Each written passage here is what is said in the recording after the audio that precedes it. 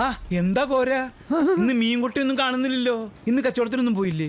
മുതലാളി, ഞാൻ എത്ര പ്രാവശ്യം പറഞ്ഞു, ഇപ്പൊ മീൻ കച്ചവടം ഇല്ല, ഞാനിപ്പോ കോൺട്രാക്ടർ അല്ലേ. ആ അതേതായാലും നന്നായി. മീൻ മൊത്തത്തിൽ കോൺട്രാക്ട് എടുത്ത് വാങ്ങിക്കുന്നത് വളരെ നല്ല ബിസിനസ്സാണ്. അതിരിക്കട്ടെ, നിന്റെ അച്ഛൻ കുഞ്ഞിക്കണ്ണൻ പറമ്പിൽ പണിക്ക് വരാന്ന് പറഞ്ഞിട്ട് കണ്ടില്ലല്ലോ. അച്ഛൻ മരിച്ച് പറമ്പിൽ ബലിക്കല്ലായിട്ടിരിക്കാൻ തുടങ്ങിയിട്ട് വർഷം 12 മുതലാളി. ഓ, അതിനുശേഷം ഈ മാർഗം കൂടി ക്രിസ്ത്യാനി പെണ്ണിനെ കല്യാണം കഴിച്ചത്. ഓർമ്മയുണ്ട്. അമ്മ കാളിപ്പോ. അച്ഛൻ മരിച്ച് 2 വർഷം കഴിയുമ്പോ അമ്മയും മരിച്ച്. മുതലാളി വീട്ടിലേക്ക് എല്ലി.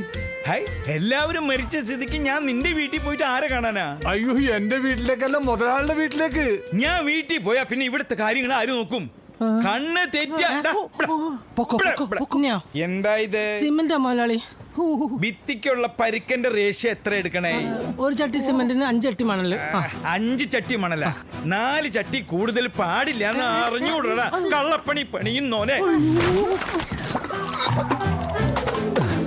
അയ്യോ സോമൻ.